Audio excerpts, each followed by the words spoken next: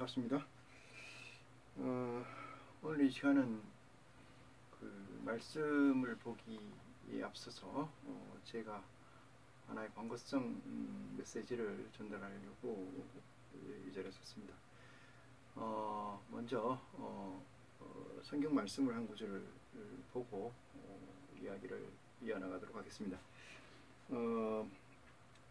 마태복음 12장 31절 말씀을 한번 보겠습니다.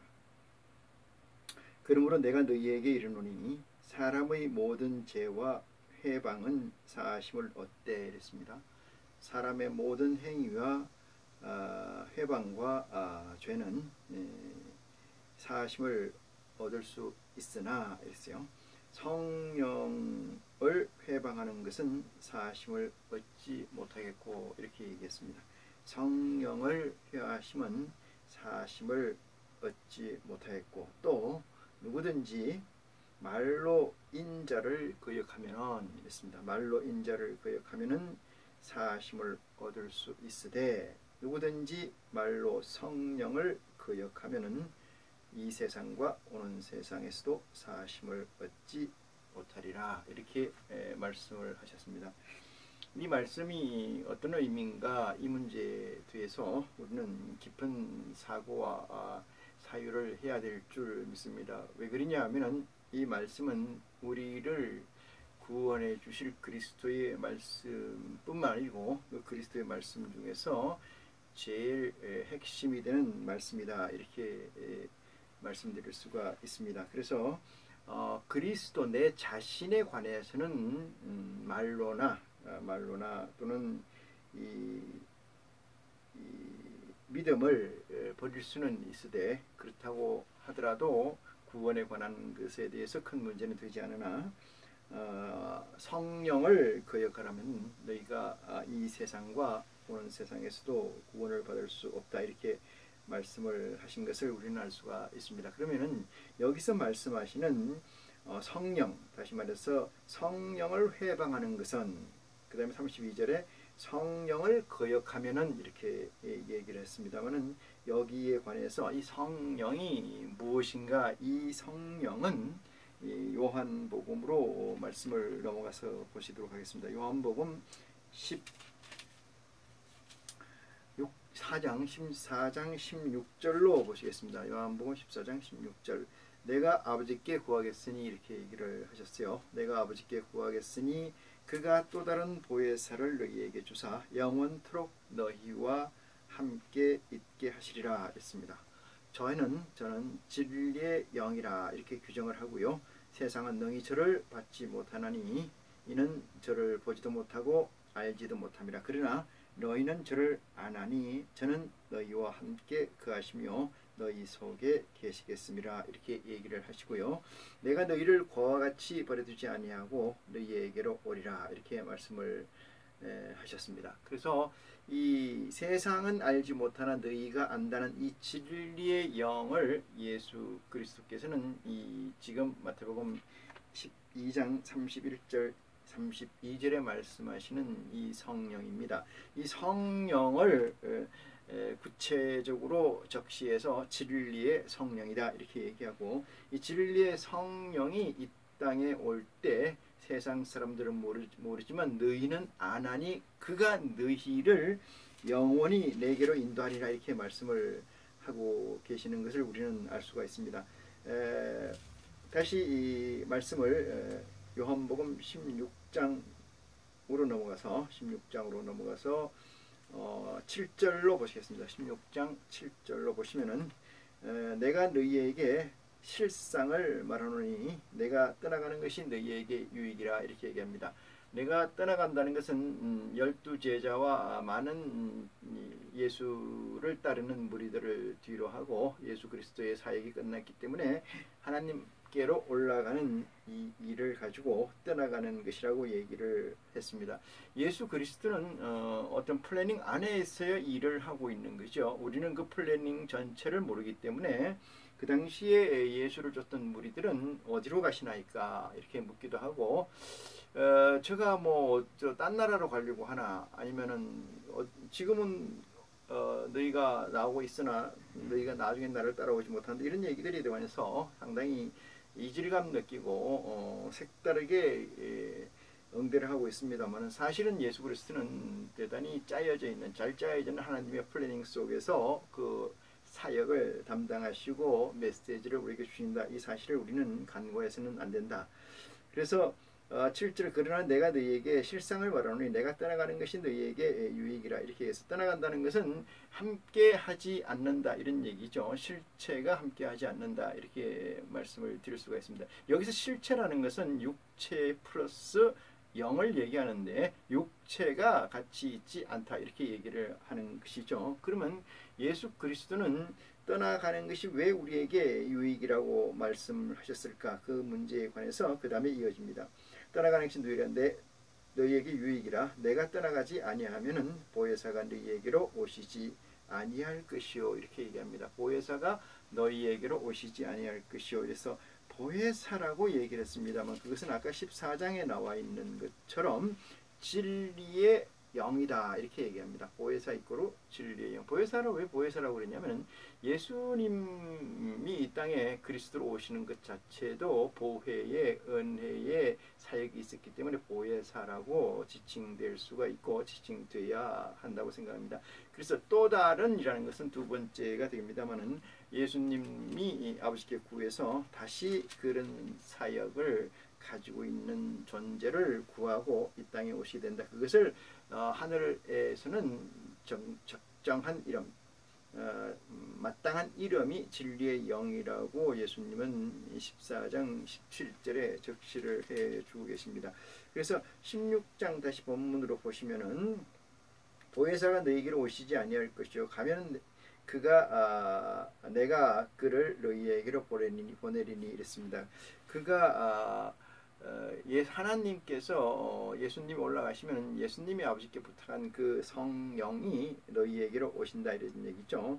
그가 와서 그는 누구예요? 진리의 성령이 와서 뭐라고 얘기하냐면은 와서 죄에 대해서 의에 대해서 심판에 대하여 세상을 책망하시리라 이렇게 이야기를 하십니다. 그는 죄와 의와 심판에 관해서 지금 너희가 알고 있는 것이 잘못됐다고 적시하고 그것을 책망한다 이렇게 이야기를 하고 있으십니다. 12절에 보니까 내가 아직도 너희에게 이를 것이 많으나 이렇게 얘기합니다. 예수님께서 우리에게 하시는 말씀이 많으나 지금은 너희가 감당치 못하리라 이렇게 얘기를 합니다. 그 이유인 즉슨 예수님이 하시는 사역 기간에 사역의 메시지를 예수님은 스스로 풀어주실 의무를 가지고 있지 않다 이 얘기죠. 그렇기 때문에 이 예수 그리스도가 우리에게 복음으로 준 구원의 복음으로 준 이 메시지를 정확하게 디테일로 풀어서 우리에게 양식이 되고 구원이 될 수 있는 사역을 맡은 사람이 있는데 그 자가 누구냐 하면 그게 진리의 성령이라는 거예요. 그게 보혜사라는 것이요. 이 자가 와서 우리에게 이 성령이 와서 우리에게 풀어줘야 우리가 그것이 양식이 되고 구원이 된다는 사실을 믿으시기 바랍니다. 만약에 그 사역이 없다면은 우리는 구원도 없고 우리의 양식도 없는 줄 믿으시기 바랍니다. 그러면 지금 우리가 무슨 양식을 먹고 있어요? 이방인의 양식을 먹고 있다 이렇게 말씀을 드릴 수가 있습니다. 12절에 보니까 그러하나 이렇게 얘기합니다. 그러나 내가 지금은 너희가 감당치 못하나 진리의 성령이 오시면 그가 너희를 모든 진리 가운데로 인도하시리니 했습니다. 모든 진리 가운데로 인도하시니 이 얘기는 예수 그리스도의 말씀에 알파와 오메가에 대해서 완벽하게 퍼펙트하게 진리의 성령이 그 가운데로 너희를 인도한다. 여기서 너희라는 것은 누구냐 하면은 진리의 성령을 구하고 두드리고 찾아서 그의 도우심 그와 함께하는 자를 너희라고 지칭을 하고 그 너희는 오시면 그가 너희를 모든 진리 가운데로 인도하시니 그가 자의로 말하지 않고 이렇게 얘기합니다. 자의로 말하지 않고 오직 듣는 것을 말하시며 장래일을 너희에게 알리겠습니다. 이렇게 얘기합니다. 예수 그리스도는 장래일에 관해서 얘기한 게 없으십니다. 사실은 어떻게 보면은 비밀 문건 같은 메시지 복음을 우리에게 주시고 하나님 우편에 올라가서 우리의 거처를 지금 준비하고 계신다 이렇게 보시면 되고 이 땅에서 거처를 준비하시는 자는 궁극적으로 진리의 성령이 된다는 사실을 여러분은 지혜로 깨우침 받는 귀한 축복이 있으시기를 바랍니다. 그래서 오직 듣는 것을 말하고 장래일을 너희에게 알리시리니 그가 내 영광을 나타내리니 이렇게 얘기합니다. 그러면 예수님이 이 땅에서 복음의 씨앗을 뿌렸는데 그것이 곧 영광으로 드러나는 것은 꽃이 피는 거죠. 꽃이 피는 건 어떻게 꽃이 피느냐 하면은 그 복음이 우리에게 양식이 돼서 그 복음대로 우리가 육체적 변화, 영적 변화의 완성을 이루어졌을 때만이 그리스도의 복음이 꽃이 피는 거고 빛이 난다 이 말이죠. 그래서 그 영광이 아버지께 올려지는 것은 진리의 성령이 우리에게 임했을 때만이 가능하다. 그분의 도우심이 있을 때만이 가능하다. 이런 얘기를 이해를 할 수가 있습니다.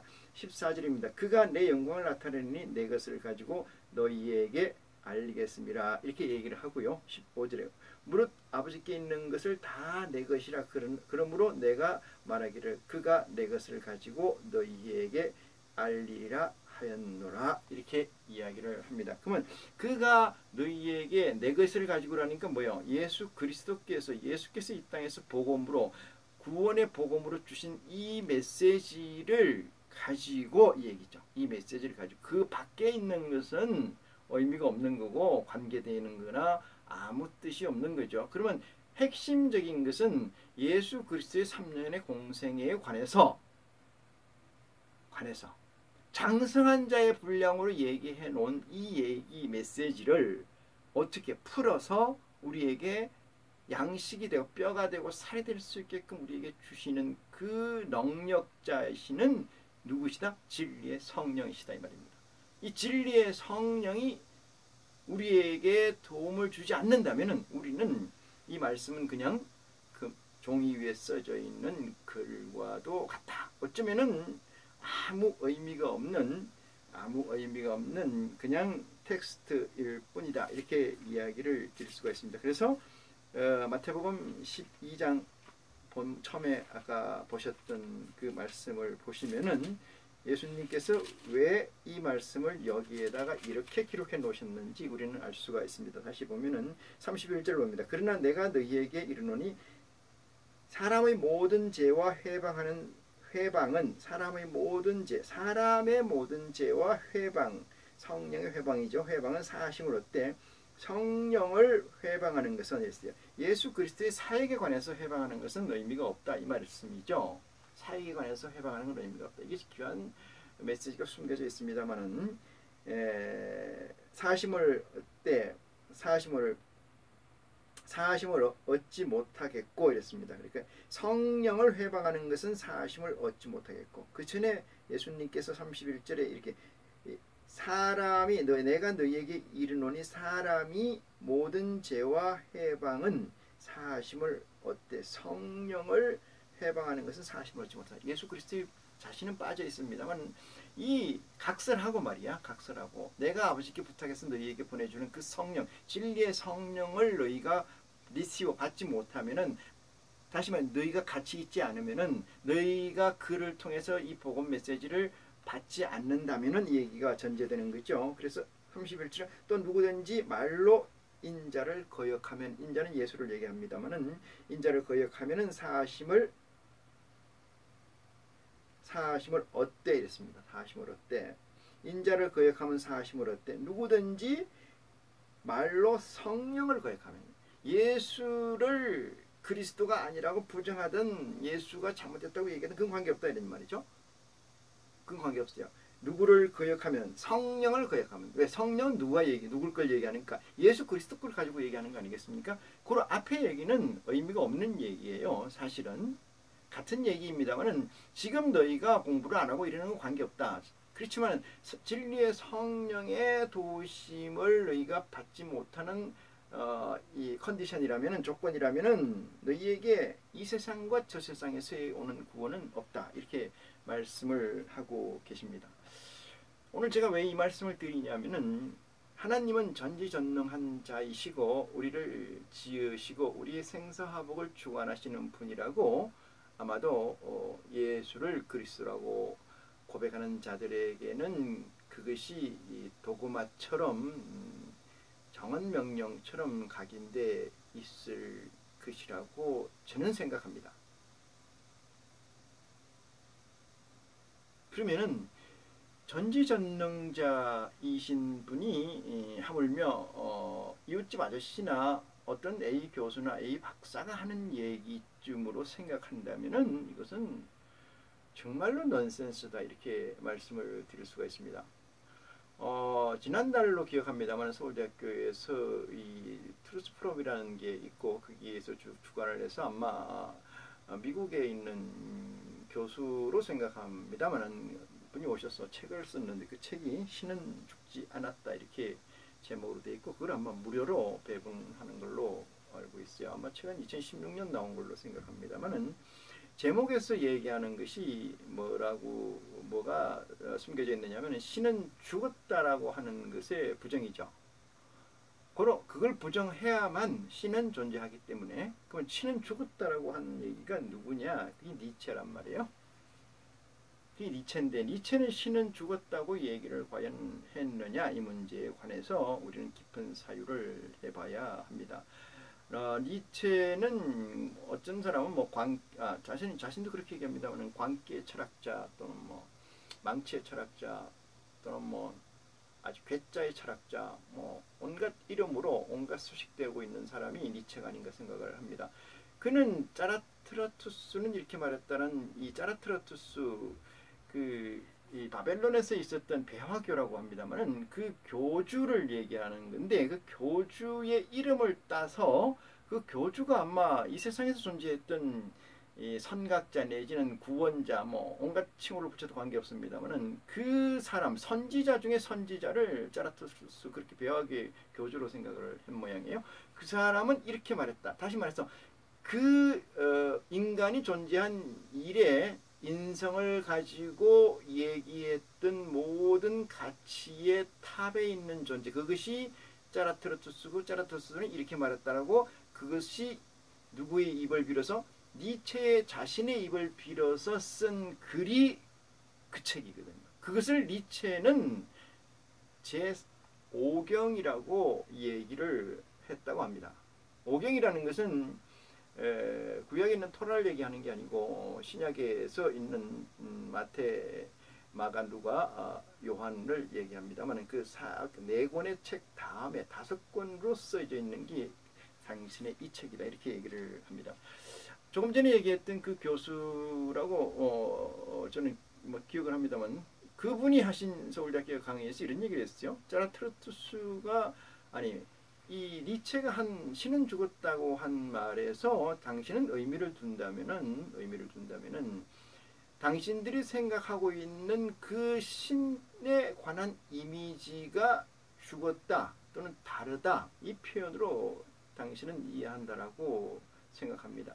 신은 죽었다라고 얘기하는 것에서 신의 존재를 인정한 것이 니체이죠. 신의 존재는 있다라고 인정한 것. 있었는데 다 죽었다는 얘기잖아요. 근데 신이라는 것이 존재를 가지게 되면은 신은 다 죽는 게 아니죠. 그래서 논리에 모순이 있는 거예요. 이 자체 신은 죽었다는 것 자체가. 그래서 예수님을 시작을 해서 하나님 창조주까지의 존재에 관해서 신은 죽었다라고 얘기하는 니체의 이 말 속의 말은 당신들이 믿고 있는 그 신은 없다라고 생각하는 거죠.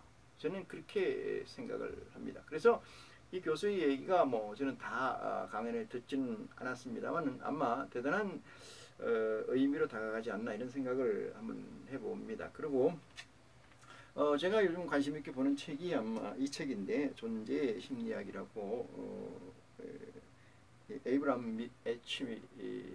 메슬로우가 쓴 책입니다. 심리학자이고 76년도인가에 이렇게 죽게 된 분이시기도 한데 아마 1940년대에서 60년 후반까지 왕성한 열정으로 이 심리학을 재편성할 정도의 리더다 이렇게 그쪽 세계에서 생각을 합니다. 이분이 하신 말씀이 여러 가지가 있는데 그걸 간략하게 좀 정리를 해보면은 사람은 성장의 발달이 있고 그 발달 프로세싱을 5단계로 나누어서 정리를 이분이 하셔서 그것이 유명하죠.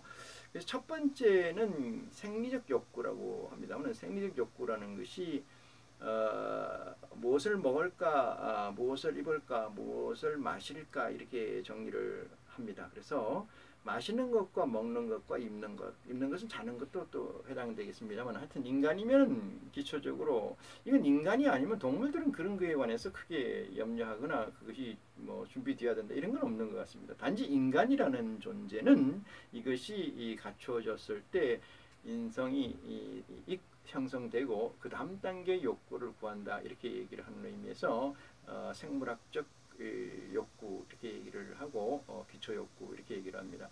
이것이 준비가 되고 이것이 채워지면은 그 다음 단계로 형성되고 가지려고 하는 것이 안전의 욕구라고 얘기를 합니다.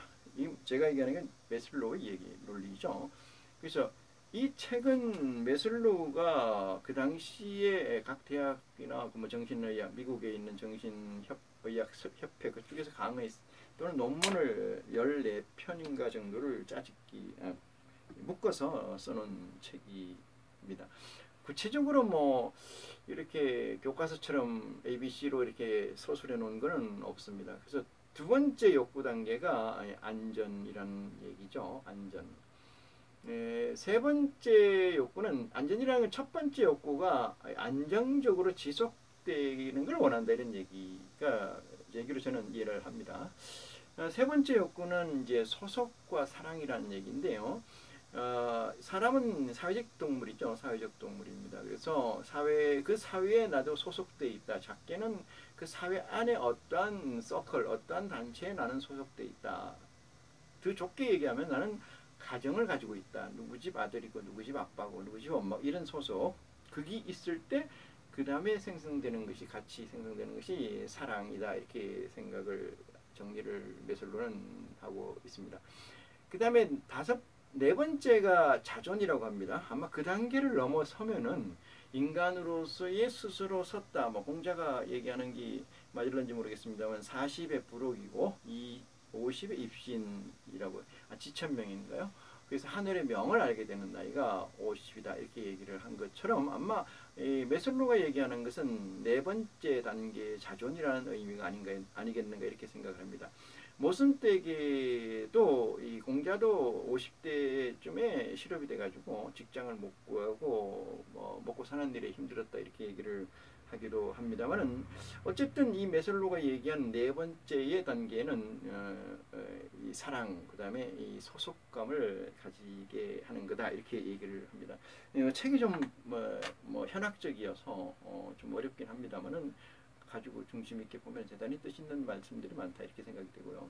그다음에 다섯 번째 단계 자존이 되고 있는 상태에서 욕구가 있는데 그 욕구가 뭐냐면은 자기 실현이라고 얘기를 합니다. 자기 실현. 이 자기 실현이라는 것은 전제되는 것이 실현이라는 건 이루어진다는 거 아니겠습니까? 나타나게 이루어진다. 그러면 뭐예요? 나타나게 이루어진다는 목적 있을 때 뭐가 나타나는 거 아니겠어요? 인간이라는 것은 태어날 때부터 이 생명이라는 것은 날생자, 명명자 이래서 나면서 명을 가지고 태어난다 이렇게 해석하는 사람도 있어요. 그래서 나면서 당신은 무슨 의미를 가지고 태어났느냐, 무슨 목적을 가지고 태어났느냐 이게 대단히 중요하다라고 생각을 합니다. 근데 그것을 일깨워주고 그것을 향해서 끊임없이 사유하게끔 만드는 이 환경, 교육 환경이나 가정 환경이나 이런 것들이 사회 환경에 이런 게 되어야 되는데 그것이 전혀 이루어지고 있지 않다고 저는 생각을 합니다. 국가에서도 이루어지지 않고 가정에서 이루어지지 않고 회사에서 이루어지지도 않고 교회에서도 이루어지지 않는다라고 생각을 해요. 그러면 자기 실현이라는 것은 자존 그 다음 단계이기 때문에 자존이 돼서야 자기 실현 단계를 가질 수 있다 이렇게 정리를 해볼 수가 있습니다. 매슬로우는 이렇게 얘기합니다. 생물학적 욕구에서 자아 실현까지의 단계가 어떤 프로세싱처럼 인간이 만들어져 있어서 그냥 쭉 가는 거라고 생각을 해요. 가는 거라고 생각을 한다고 저는 읽었습니다만은, 저는 이게 첫 번째 이 원스텝에서 이루어지는 생체적, 생물학적 욕구를 충족하는 데 있어서 대단히 중요하다 이런 얘기하고요. 그 욕구가 충족돼서 그 다음 욕구를 가지게 될 때 우리가 이런 얘기 있습니다. 밥이면 다 같은 밥이 아니고, 직장이면 다 직장이 같은 직장이 아니죠. 사람이면 다 같은 사람이 아닌 것처럼. 그렇지 않습니까? 사람이라는 범주 속에는 무수히 많은 A에서 Z까지가 다 있는 거 아니겠어요? 근데 어느 것이 정확한가, 어느 것이 필요한가에 대해서는 논외예요. 논외. 그렇지만 저는 인간 사회에서 뭐 8대 2의 법칙이 있습니다만은 전부가 다 한 어떤 이 현상학적 포지셔닝을 할 필요는 없다고 생각합니다. 각자가 다 대단히 중요한 가치가 있으니까. 제가 얘기하고자 하는 것은 생물학적 욕구, 신체적 욕구, 기초 욕구를 어떻게 해결하고 채워서 그 다음 단계, 안전의 단계로 넘어가느냐가 대단히 중요하다. 이것은 아무에게도 가르치지 않고 누구도 얘기해주고 있지 않습니다만, 역시 메슬로우도 그에 대해서는 얘기를 해주지 않고 있다고 저는 봅니다. 메슬로우가 이런 조금 비유를 들면은, 고양이들이 그 쥐들이 일상처럼 고양이를 잡아먹게 되니까 쥐들이 모여서 회의를 했다는 거 아니겠습니까? 고양이가 오는 줄 모르니까 잡혀먹는다. 오는 줄 알면 도망갈 테니까. 그러면 고양이가 오는 걸 어떻게 우리가 미리 알 수 있을까? 그래서 아주 고양이의 원로 중에 원로 박사가 발언권을 얻어서 얘기를 했답니다. 고양이 방울에 목에다 방울을 달자. 그러면 고양이가 쥐 아무리 살살 온다 할지라도 소리가 날 것이고, 그럼 우리는 그걸 피하면 된다. 만장일치로 아마 그 쥐들이 모인 세계에서 아마 노벨상을 주지 않았나 이렇게 생각을 합니다. 인간도 똑같습니다. 지금의 노벨상도 저는 그렇게 생각합니다. 결론은 시행이 되고 있지 않다는 거예요. 계속 쥐는 죽어나가요. 그리고 왜 그렇게 유명한 박사 논문이 나왔는데 왜 실행이 옮겨지지 않을까요? 실제 실행이 불가능한 얘기잖아요. 왜 그렇습니까? 누가 날 거냐 이 말이죠. 누가?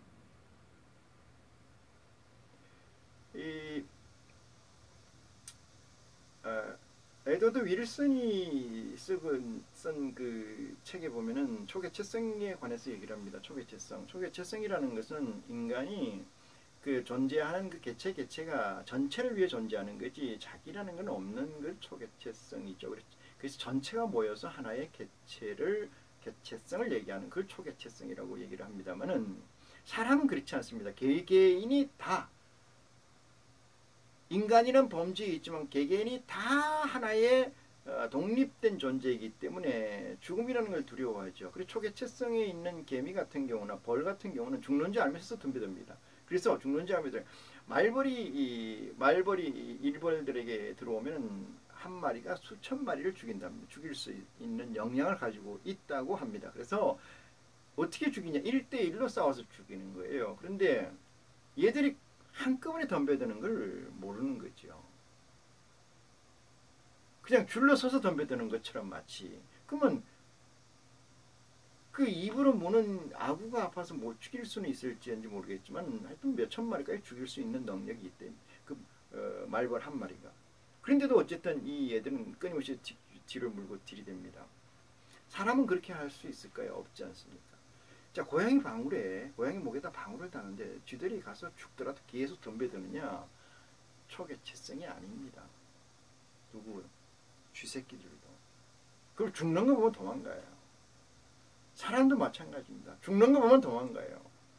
제가 얘기하려고 하는 핵심은, 논리는 맞되 실행할 수 없는 논리라면은 고양이 목에 방울을 달자고 쥐 원로들이 모여서 결정한 그 위대한 노벨 물리학상이 무용지물이라는 겁니다. 메슬로우가 정리했어요. 생물학적 욕구를 만족해서 안전의 욕구, 사랑의 욕구, 소속의 욕구를 넘어서 자존이 되고, 자존을 넘어서 자기 실현이 이루어진다는 것을 이 책에서 쓰고 있는데, 이 책은 대부분의 시간을 지면을 할애해서 뭘 얘기하냐면은 이 자기 실현에 관해서 얘기를 하고 있습니다. 제가 서나드 리더십이라고, 원래는 서번트 리더십이었습니다만 그걸 강의를 하다가 교재로 쓰기 위해서 쓴 책이 이 책입니다.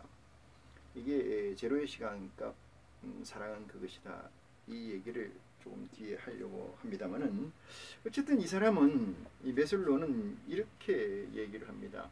자기 실현 이퀄 절정 경험이라고요. 피크 익스피리언스. 그러니까 절정 순간이 있지 않습니까? 뭐 환이라고 그러나요? 하여튼 인생을 살면서 아주 기분 좋은, 아주 통쾌하고 상쾌하고 이런 그 절정 순간이 누구들 한두 번은 있지 않겠습니까? 그 절정 순간을 자기 실현의 순간이다, 이렇게 얘기를 합니다. 이분이 살아있으면 제가 더 이상 뭐 여쭤보기도 하겠습니다만은 이미 돌아가신 분이어서 말씀을 드릴 수는 없는데, 자기 실현이라는 것을 이렇게 설명을 합니다. 그 중에 일부분인데, 잠깐 제가 그 내용을 한번 보면 이렇습니다. 저항은 심리, 이 책 168쪽에 있는 내용입니다만, 레지스턴스, 저항은 심리 치료 장면에서 드러나는 고통스러운 진실을 지속적으로 회피하여 지각하지 않으려고 쓰는 책략, 저항이라는 거죠. 그리고 진실을 포기하려는 치료자의 노력에 반항하는 방법 모두를 일컫는다 이랬어요. 우리가 저항이라는 것은 정당한 사실을 왜곡하거나 내 의지를 꺾으려고 하는 것이라는 긍정적 표현으로 우리는 저항이란 말을 써요. 근데 여기서 그렇지 않고요. 자기중심적, 개체중심적, 자아중심적 이 관성을 계속 가져가려고 하는 데에서 역방향의 에너지를 저항이라고 규정하는 거죠. 누가? 메슬로우가.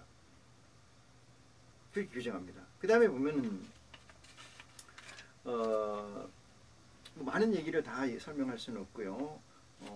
78쪽을 한번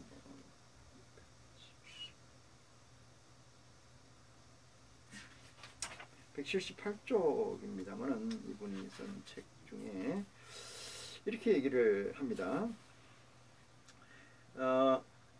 때로는 모르는 것이 좋을 수도 있는데, 왜냐하면 알고 있는 경우 우리는 행동해야만 하고 모험을 해야 하기 때문입니다. 이랬어요.